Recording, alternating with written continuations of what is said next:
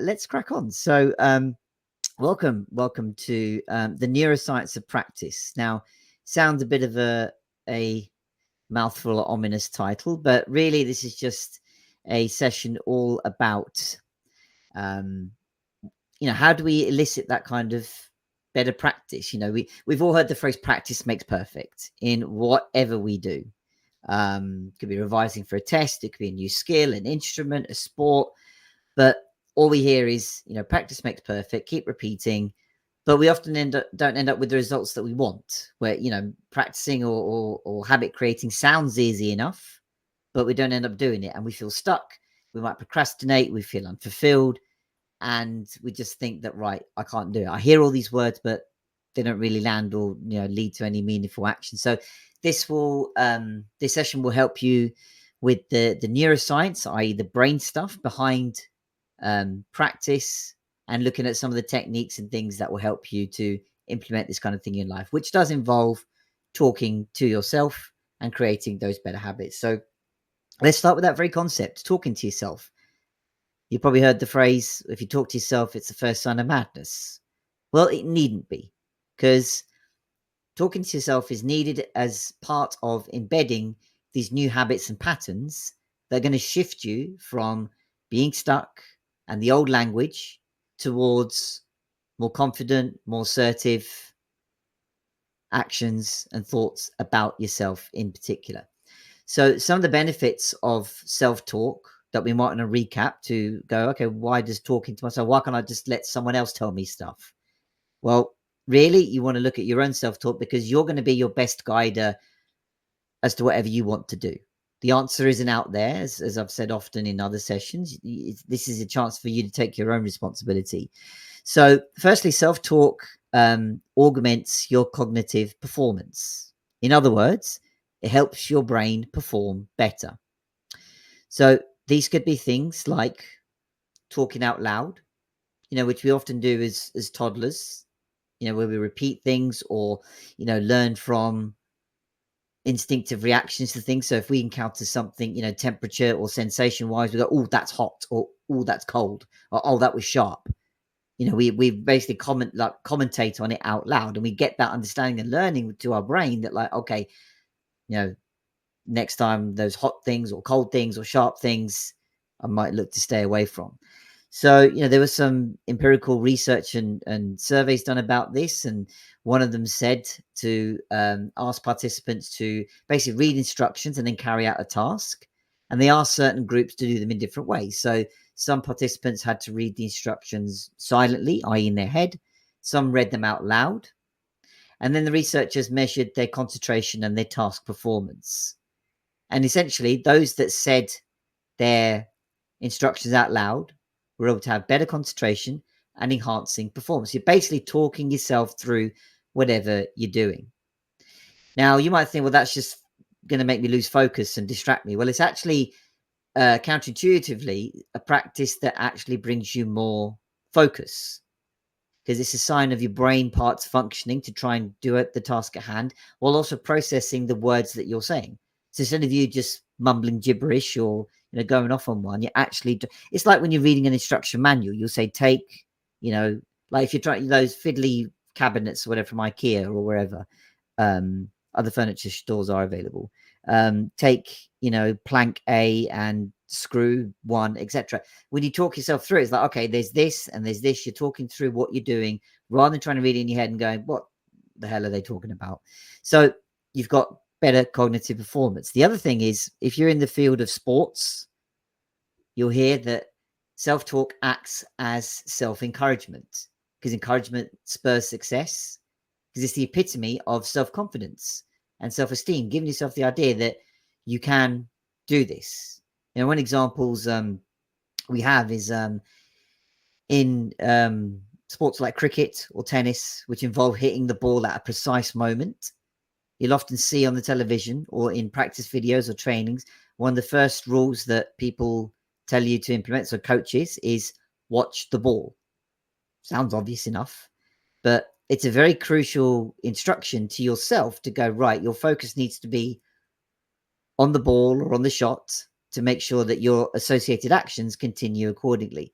So you'll see on telly, when you watch a game, if you watch the batsman closely, they say to themselves, watch the ball, watch the ball. So it's the instruction to their system and their body to remind themselves what they did in training. And that's essentially to say, watch the ball. And by saying it out loud, again, it's that instruction we were saying before, that when you say things out loud, it gives you better cognitive performance and better self-encouragement. And indeed, a meta-analysis was done to see what this looked like in so many different sports. So this meta-analysis took 32 sports studies with about 62 different sample sizes, and it showed that self-talk had a positive effect on how encouraged and well the sports person performed. So essentially, if we talk to ourselves negatively, and that's even away from sports, we're more likely to preclude a negative outcome. Another thing we want to consider ourselves is, instead of talking to ourselves in the first person, so I and myself, you could talk in third person. And again, to your brain, this might sound counterintuitive, going, it's a bit weird, isn't it? A bit egotistical of me talking to myself in third person. Well, this isn't to prove a point to anyone. This is not to ego boost. This is more for you to go, how can I control things like difficult emotions or, habits that I just trip over all the time? Again, what research found is that by talking to yourself in the third person gives you the idea that it's kind of someone else, a little bit of kidology with yourself. So rather than say, why am I upset? You could say, why is insert your name upset? So again, to test their hypotheses, an experiment was done where researchers asked people to give some basic, they showed them a set of images and said, what's your reaction to them? They attached them to a electroencephalograph, which is, something that measures your electrical activity in the brain. They asked the first group to respond in the first person, and then the second group to refer the commentary in the third person. And what they found is the third person group literally decreased their emotional brain activity much faster. So it's essentially that disassociation with what's going on and allowing yourself to observe instead of experiencing it and going, I'm getting stuck in, I'm experiencing. So, again, we may have heard the phrase that you become the emotion. So, if you're angry, if you're sad, if you're regretful, you're remorse, you're excited, then it feels like, all right, I am X person. So I'm an angry person, I'm a sad person, because that emotion suddenly becomes that personification of you, when really we want to say that I still have my underlying qualities and values, but that I can display an emotional behavior. So you're splitting the emotion from the person. And it's what this talking to yourself in the third person might help you do, which is the act of actually observing. Because then it moves on to self-talk, helping you exercise self-control, especially when it comes to emotions. Because quite often we give ourselves self-talk in the form of instructions, in the form of especially controlling ourselves. So when we say, in a positive way, if we're tired from, say, running on a treadmill or in a marathon, we say to ourselves, come on, keep going, keep pushing. Or in the other manner, if, we're eating a treat that we shouldn't really be, it's tempting to have, say, one more slice of cake or slice of pizza, but we go, nope, we want to stop eating, we want to be good. So it's very instructional based. Do this, keep doing this, stop doing this, that kind of thing. So what we want to do is to find out, okay, how do we hone that inner voice instead of just being instructions all the time?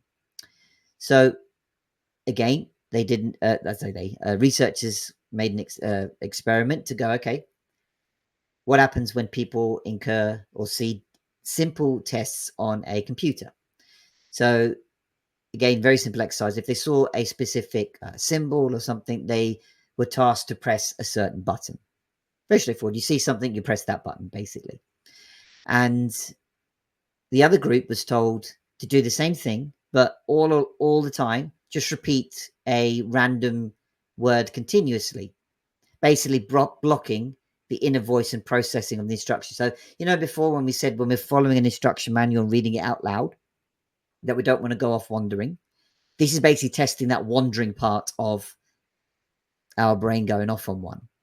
So what they found was that the group that was more impulsive, so just saying random words, were not able to do the task properly because essentially didn't have the self-control as the group who heard their inner voice. So the inner voice being, right, you saw this symbol, now press this.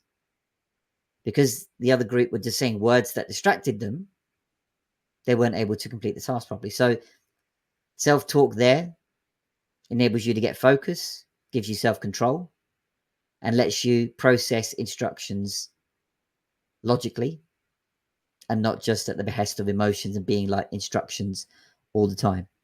And lastly, reading aloud improves memory. So many a time where you may have read something or heard something on TV or wherever, go, oh, I've got to remember that for telling somebody, or that was really good. You want to keep it in your head, but as soon as you go away from your screen or the book or wherever, you're like, oh fuck, it's gone, and you can't remember it, which is really annoying, right? Again, reading out loud could help. Studies have shown that when we read aloud, as compared to say reading in our own head, listening to someone else read, or listening to even ourselves, being recorded and speaking, people who read out loud retain information the best. If you think about when you're teaching kids how to read, you might be a parent or you might be a teacher. How do kids best feel like they're reading and making progress? Well, they read the book aloud in front of you. They don't get you to read to them. Of course, we still do that kind of thing. But in order for them to understand and retain things, they start off with repeating what the words that come out on the page.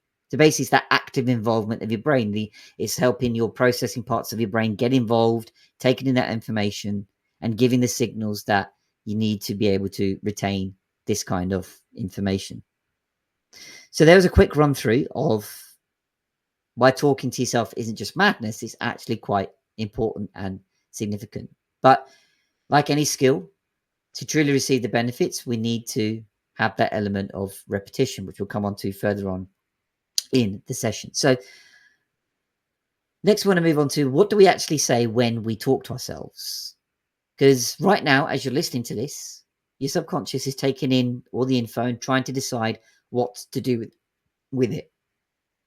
Now, if it doesn't really get it, it might start to switch off. You might start to wonder. I won't be offended if you do, don't worry. It's basically your subconscious going, okay, give me more info to try and get me to understand what it is that you're trying to do. So this means we want to start practicing talking to ourselves, and in particular, talking to our subconscious. And this can be counterintuitive because a lot of the time we spend time thinking in our own heads. We've got a running commentary or our inner voice going on, or even like the voice here and the voice there, the angel, and you got the devil there, or whatever you want to say it. But what we want to do again is to hone that voice, to not just kid ourselves and to not just cycle positivity all the time, but to go, okay, what's going to get my subconscious best to work with me instead of being against me? And the first thing to denote and to title the session is practice. So when we say practice, let's have a look at now how it looks like in our brain. So there's a handy law that we can use called Hebb's law, which is named after a psychologist called Donald Hebb. And the law essentially says neurons that fire together wire together. So if there's any scientists or interested people out there, then what that means is an increase in synaptic efficacy arising from a presynaptic cell's repeated and persistent stimulation of a postsynaptic cell. It's essentially an attempt to explain synaptic plasticity and the adaptation of brain neurons during the learning process. Now, a lot of you are probably going, what the fuck are you on about? So here's an easy way to think of it. Neurons that fire together, wire together, means that when two brain cells, i.e. neurons, are activated at the same time, they essentially connect to each other. Oh, raise it above the mic. And this basically explains how the brain can build connections and new pathways and build memories and connections through repeated experiences or thoughts. Or to take it up even to a more basic level, imagine you've got two friends, let's say Amy and Ben, argument's sake. So whenever you and your friends, meet up and do something like playing a game or going to watch a film or whatever you get up to, your friendship becomes closer to each other. You develop that kind of strong bond. Now, if you don't see each other as much, then the bond sort of becomes a bit weaker. Same thing going on in your brain. When those two neurons are active at the same time, they form a connection. And the more often it makes that connection, the stronger it becomes. Now, over time, these connected neurons work together more efficiently. And what it means is that the signals that pass through our brain, those electrical signals, can pass easier through well-connected neurons. So essentially, the stronger we build that connection, the stronger we build more neurons in a chain that activate a pathway together, and the faster and stronger the signals will be able to go through that path. So, as I said, just like spending more time with your friends strengthens your bonds, the more often certain neurons fire together, the stronger the connection becomes. So this is where when we say practice, we're basically coupling neurons together and then breaking them. So when we practice, we're bringing them together. When we step away to recover, to rest, or whatever, the connection breaks. And when we come back, the bond is stronger, and so on. So we actually feel this when we're learning something new. So whether you're learning an instrument or a new skill or say learning to drive, when we first get in the car, for example, we make that first connection. We have our initial lesson where we're showed where do things go, what does that button do, what does this pedal do, etc., etc. We don't really go out on a busy road, etc. We're just like on the side, quiet road, just ambling around, and then we go away between lessons. So connection breaks, and when we come back, we learn a little bit from the last lesson, so the connection is a little bit stronger than last time, and we keep repeating the cycle. Now, with something like a driving test, you do it more consistently because ultimately you want to get your license as quick as possible with the least amount of lessons possibly. So it's up to us to maintain that connection over and over, which is more readily done when you've got, say, lessons scheduled in. But with something like a skill, like an instrument, or learning a new hobby or whatever it might be, it's up to us to gain that practice time to make sure that we get those neurons firing. So every time we don't, and we lengthen the distance between, say, practice times or gym times, if you're going to get fitter, then those connections become weaker. And when we form them again, they're kind of back to the beginning of, okay, we need to re-strengthen that connection. So this is the power of practice. You're strengthening those brain creations. So, and again, we'll go into this process later on this session, but when people talk about things like muscle memory, it involves involves a substance called myelin.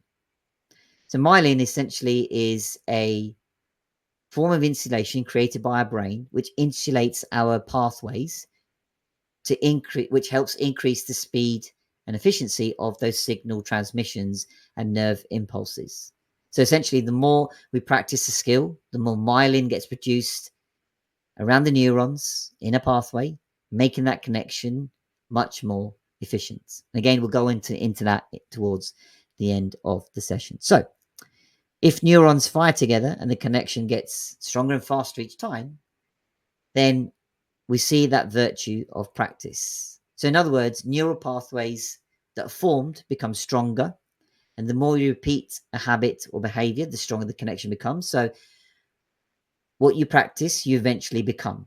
Now, that's not just down to skills. This is also down to emotions as well. We can address that for a second. So the more we practice things like compassion, the more compassionate we become. The more we practice being mindful or kind, the more mindful and kind we become. So if we want to become emotionally stronger, for example, then we want to practice this kind of thing until it becomes our default habit, because the connection is so strong that it's really much in place. Because what's going on at the moment, we've got a load of pathways that are strong because they've had years and years of us subconsciously practicing it. And to make these new connections takes time, because we're not going to just make new connections. We're going to break the old ones as well, which we'll refer to in a second. So when we practice anything long enough, we feel like it's become second nature. As if we've created a new habit because we've formed that new deep neural pathway. So these things take less effort over time. Because if you think about it, it feels more natural. You know what to do, as in like muscle memory kicks in, you know what to do. Same thing occurs with our emotional patterns, to build on what we've just said. So because we're in the habit of the patterns that we've got going at the moment, if we dwell on, say, rageful or angry thoughts, we tend to display angry or rageful tendencies. So, for example, if the slightest thing annoys us, then our instinct is to just react in a seemingly over the top way, because we're trying to suppress that rage. That's all we've ever been taught to do, until one little thing spills it over and we can't contain the rage anymore and it bursts out. So every time we think, do, or say anything, it sends a little signal down the pathway that we've always established or have in place. But we've been talking about how to form new connections by making neurons fire themselves when we practice something new. This is where the concept of neuroplasticity comes in. So neuroplasticity is essentially the brain's ability to change and adapt through life. So our brain literally changes structure according to what's going on. So that's essentially our rewiring capability, where it forms new connections between neurons and it reshapes old ones in response to learning, experiences, and even when we recover from physical injury. So this is how we get to adapt to new challenges, get new skills, and recover from accidents. So by practice, we're utilizing the brain's natural ability to mold and shape itself. So you could think of it as your mind being like a garden.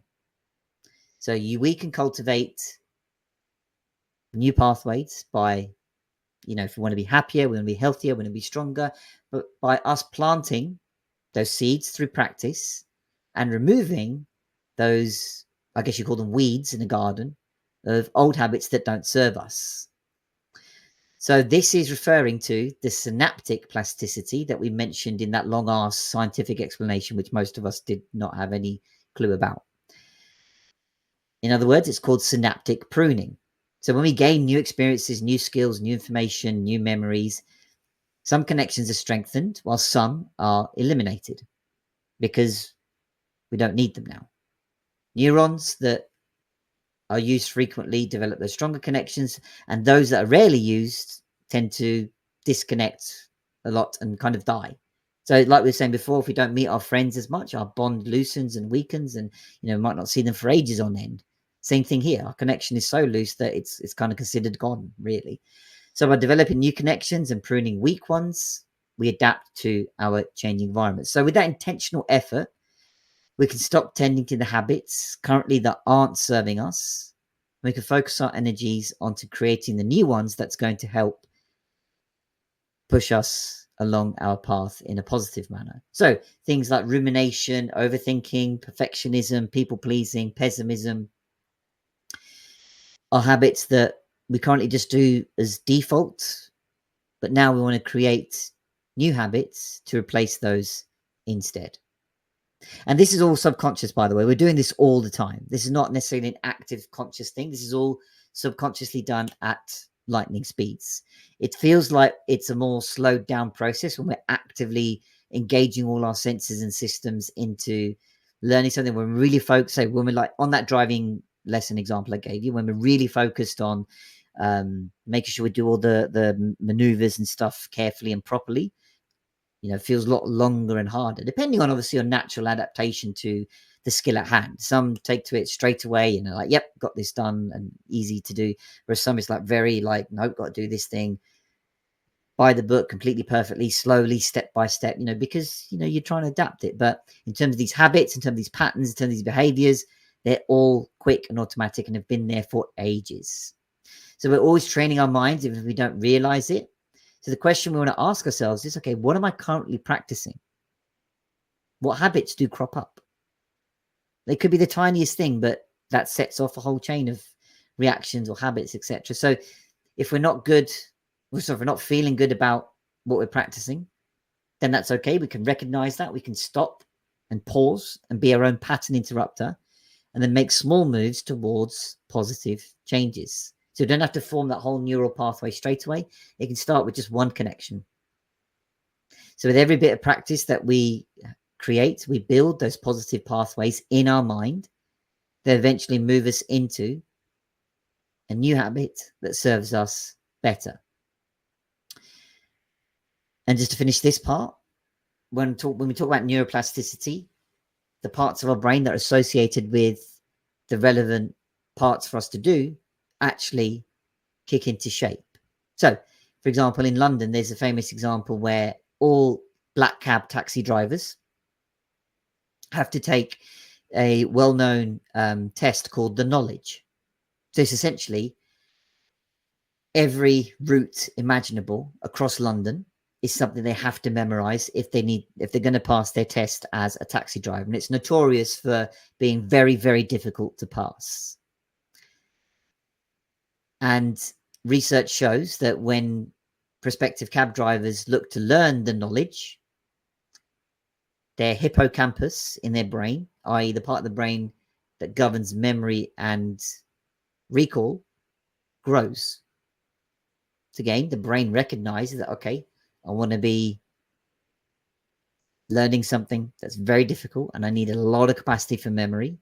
So the brain, the associated part of the brain, grows accordingly. Quite remarkable. So with that all said, here's where we can introduce the idea of how we utilize this brain structure, this neural pathway building to ingrain the new habits by way of practice through a process called myelination. So myelination is the creation of myelin. As we've said before, myelin is essentially an insulating layer that forms around our nerves, which is made up of protein and like fatty substances.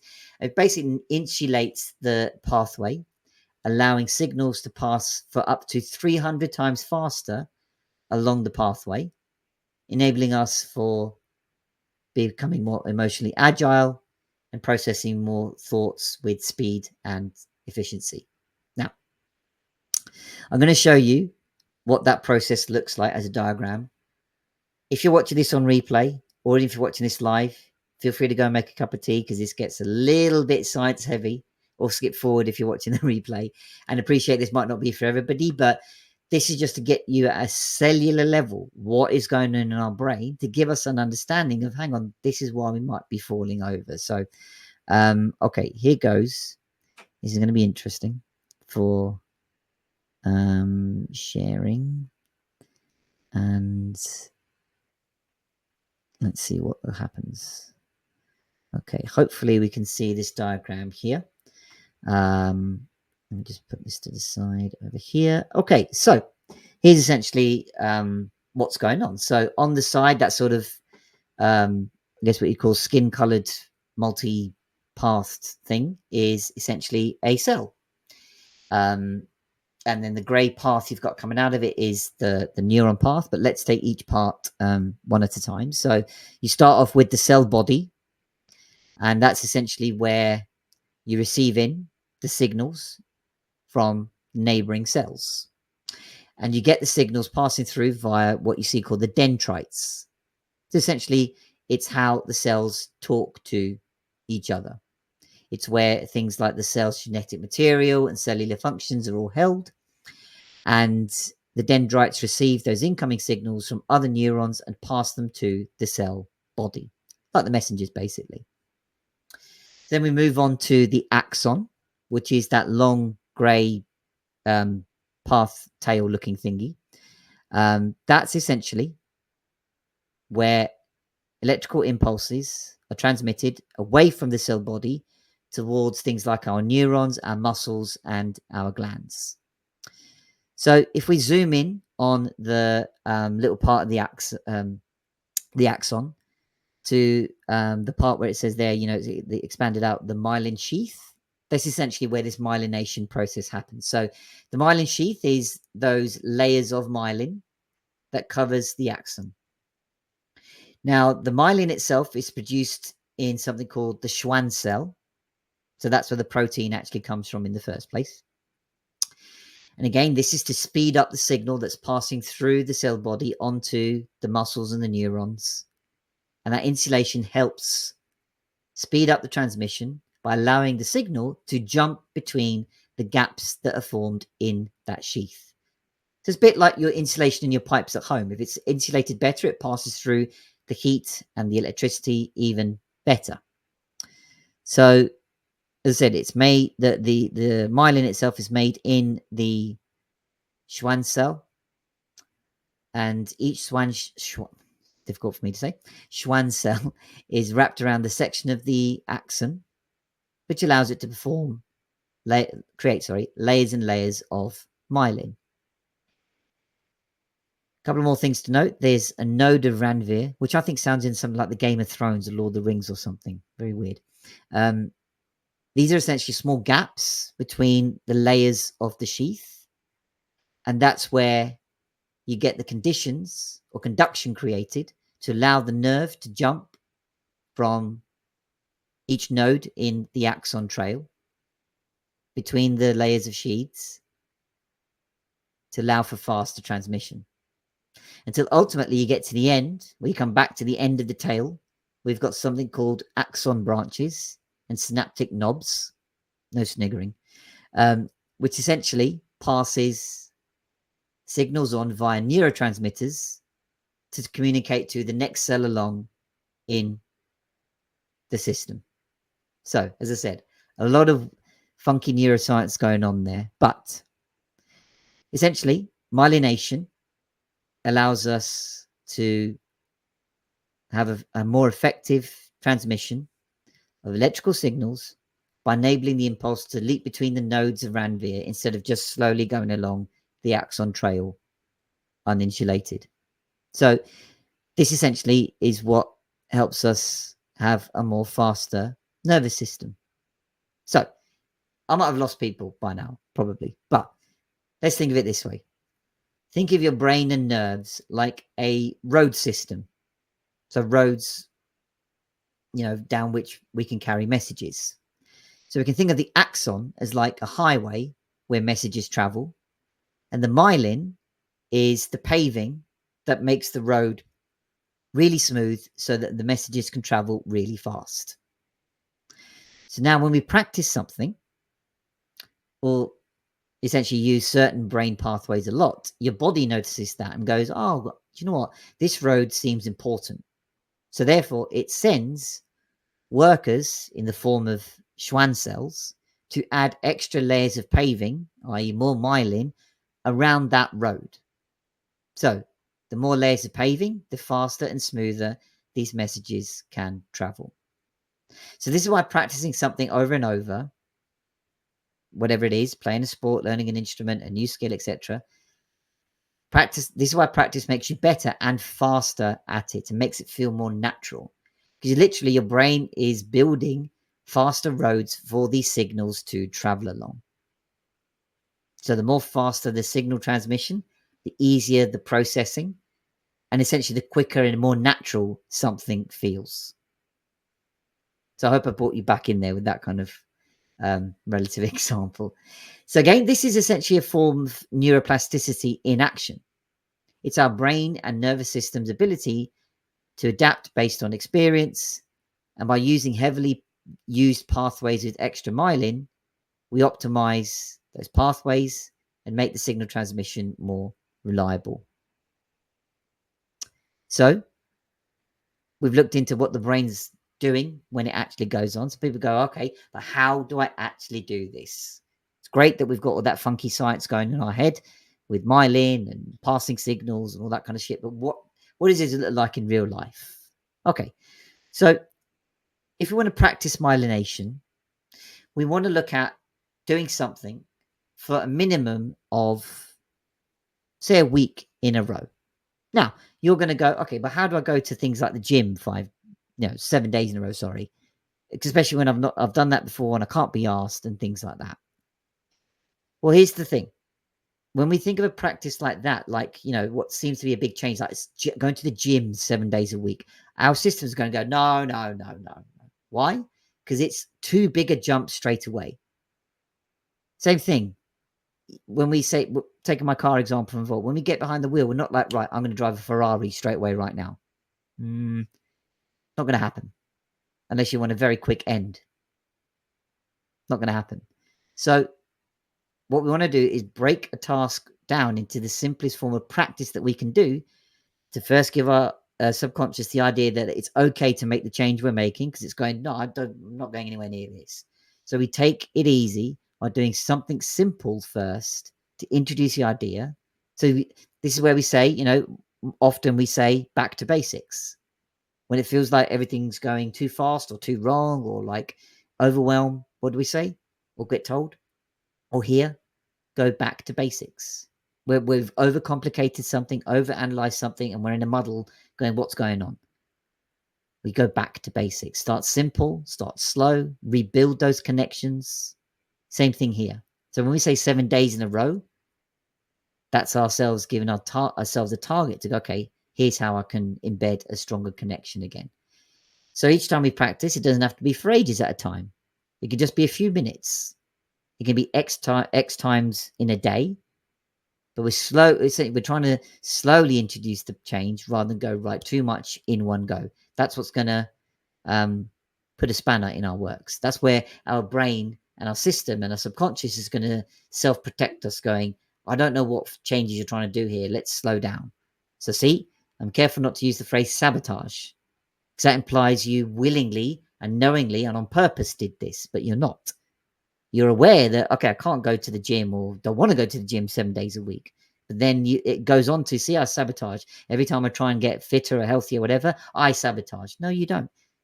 Maybe you're trying to make too big a change in one go. So you want to start with something slow and build your way up.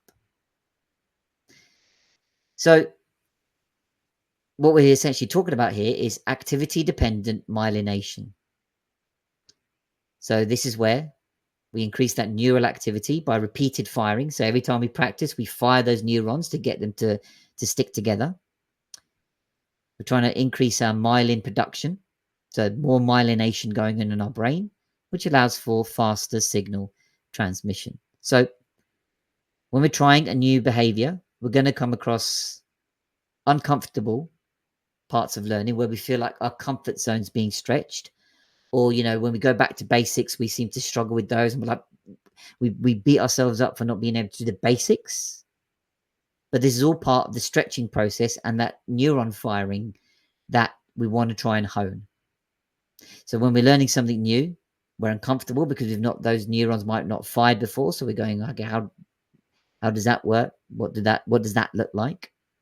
Or when we come and revisit something, we feel like, okay, that should fire, and it's not, because that connection has been lost because we've not been practicing it for ages. We've been doing something else. We're firing another set of neurons. Same thing in both instances, whether we're coming back to something or learning something for the first time, we're trying to get that firing. So what that looks like in real life is that, we make mistakes. Going back to the car example, we might stall the car. We start the car, trying to get that. I know this might be weird to Americans because it's automatic, but in England, if you're messing a stick shift, so that's stick shift driving, isn't it? When we do manual driving, you have to put it in first gear, and there's 3 pedals, not 2, and put the clutch down and lift it up and get the biting point and all that fucking about. And you stall the car, like, oh fuck, okay, and your instructor is patient and they're calm and like, no, it's all good, try it again. So neuron fired and broke. You start again, you try the whole process again. So you keep making mistakes, and that becomes uncomfortable. You feel stupid. You're like, fucking hell, I should be able to do this. You might get nervous. You might overreact a bit. But this is all part of that learning and stretching process. So what we want to do along the way, when we're either actively practicing or even, away from practicing, is give our subconscious more information and essentially build that dialogue. Is what we said before, is by talking to ourselves, we build that dialogue with our subconscious. We get basically warm the idea to it. So things like, what outcome are we going for? What's this outcome going to give us? How do we know we're going to achieve the outcome? What's it going to look like? If this sounds familiar, it's bringing in practices like visualization. It's bringing in practices like asking what you want, because you might be sat in the car and you actually don't want to actually drive. Someone else has just shoved you in the driver's seat instead. It's going, go on, you should be driving now. And you're like, I don't really want to. So again, opportunity to ask yourself, is that what you want? By asking ourselves more questions, we become more in tune with our subconscious, may even give our brain more activity to mold around and go, okay, if I'm going to do this, I'm going to need more focus and practice and memory, like we had with the knowledge example. Drivers know that I need a good, consistent, detailed memory to remember all the routes and shortcuts and ways and places and road names and wherever. They need a big, memory. So the dialogue and practice together helps us mold our brain to create more myelination, more stronger pathways, and building that dialogue out of it by questions strengthens it even further. So when it's tempting to gloss over uncomfortable questions like, what's our opportunity cost by not going, and all this kind of thing, then here's where we can just sit with ourselves and ask ourselves, okay, do I want this really? And it's okay if we don't need to kid ourselves. Just being honest with ourselves helps us a lot. And instead, when we go to build the practice further and further, when we start off small, let's say going to the, not even going to the gym, let's say getting fit, we say to ourselves, right, I'm going to practice doing 10 sit-ups a day to begin with. That's it. So when we get comfortable doing that, we naturally ask ourselves the question, when we're getting tired, of like, okay, let me do 2 more, for example. Let me do 5 more. We increase our own confidence and natural ability, because now we're able to do 10. Okay, I can do 2 more.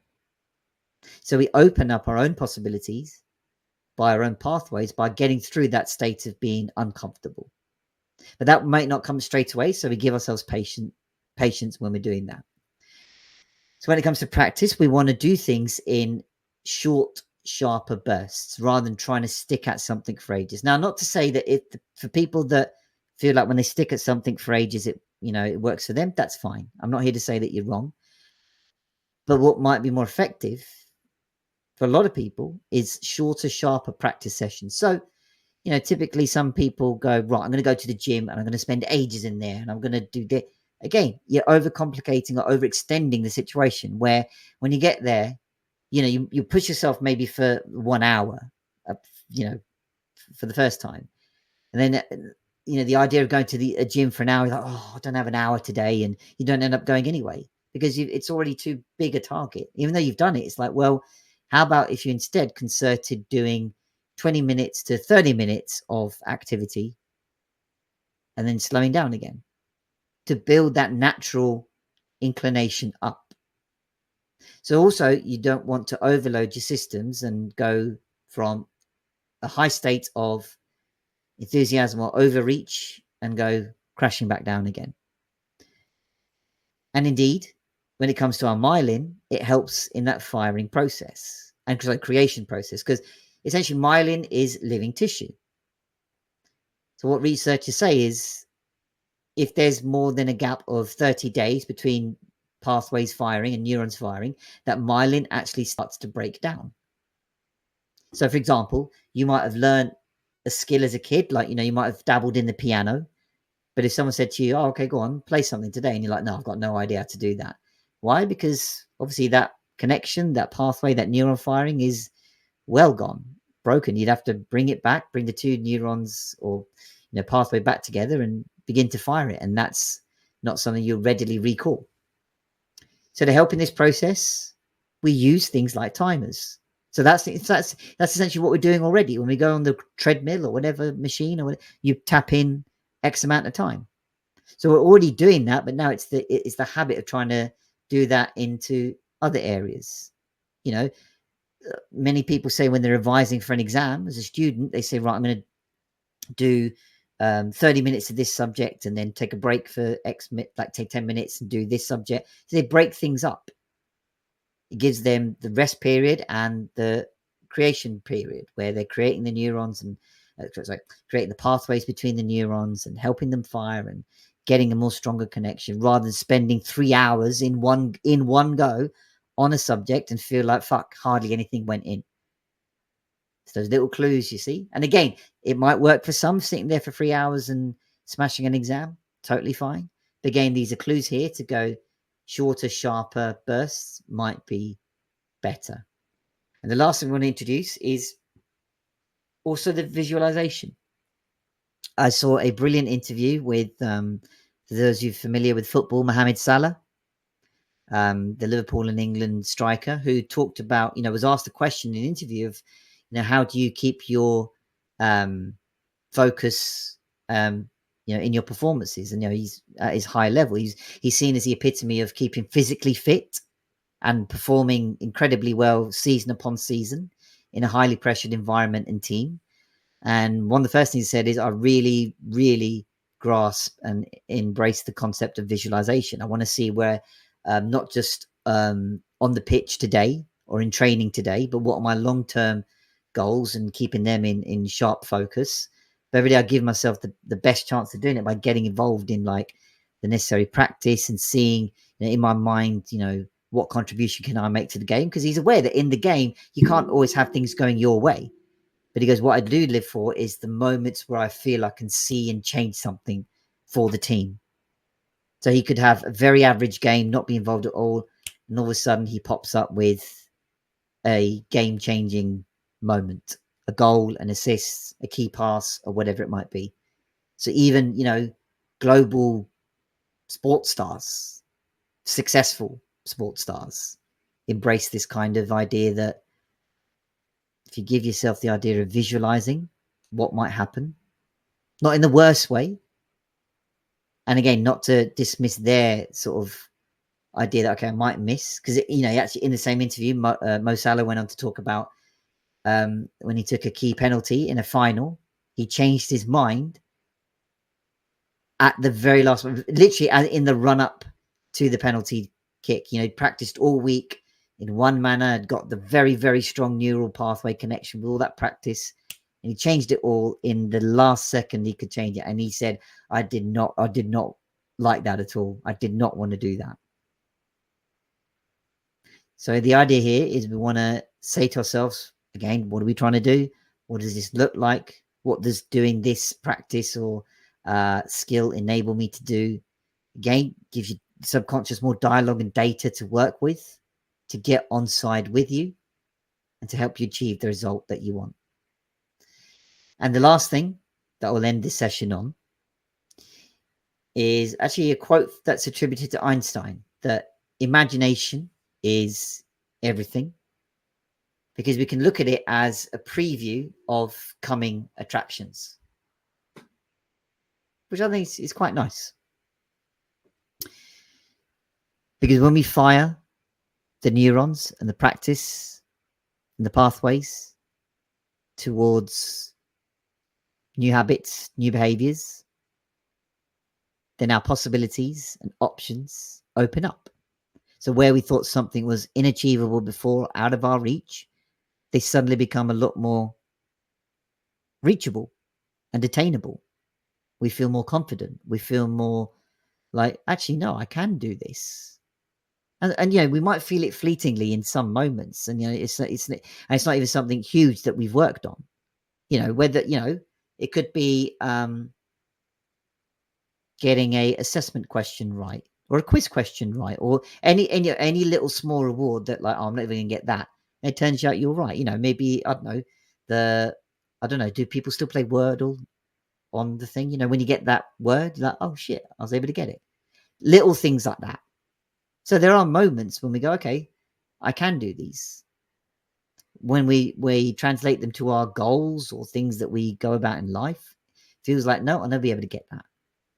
But with the eventual practice and the constant checking in with ourselves of what do we want, by building these neural pathways through myelination, through neurons firing, we can adapt our brains and our systems to help us to get towards what we want. And the beauty of our brains being flexible means that we don't have to stay rigid on this thing that we want. Now, that may be counterintuitive to many to go, but surely life is about this, the job, the career, the car, that kind of thing. Doesn't have to be. That's the point. Our brain will adapt to what we would like it to. Might not always feel like that. I feel it's working against us, but they can then act as clues to go, right, how can I change my dialogue, my practice? And these things come with practice. Any new behavior that you try and implement, it's going up against years of established pathways that our habits are traveling down. But ultimately, we are the ones that can now break them and form new ones instead, all through practice. We can back it up with, observing people that are in the states that we want. So how often have we heard that, like, if you want to aspire to this position or get that thing or whatever, find a mentor or find a template of somebody that you'd want to be like. So there are examples for that's, it essentially acts as more data for our system to go, okay, that's what it looks like. That's what I want, for example. And again, this is not to go, right, I'm going to become like X sports star or film star or whatever. And, if I don't, then, I've not succeeded. That's more an example to go, okay, to get to their level requires consistent practice to the point of, it's actually a very strong question. Okay, to get to that point, you're going to need a lot of practice constantly beyond which, the levels beyond which you might be thinking. Now, are you prepared for that? You can have it all, but how much do you want it? There are often these, stars that we aspire to say that this didn't come without sacrifice, without practice, without hard work, commitment, dedication from not themselves, from other people, etc., etc. We've all heard these examples, but the byword for all of it is that essence of practice. And also, it's not to say that practice means that you'll definitely achieve it. It's more to give yourself a better chance, but also that you can apply this practice, pun intended, to any area of your life. And people that are looking for a shortcut, or they're looking for a quick fix or a hack, want to bypass that myelination and pathway creating process that leads to established change, because the fix or hack might fix things temporarily, but we might slip back into old habits and cycles and patterns, and we go, what the fuck happened there? It's because we've skipped that sort of difficult part, but necessary part of embedding it through practice to make it a new behavior.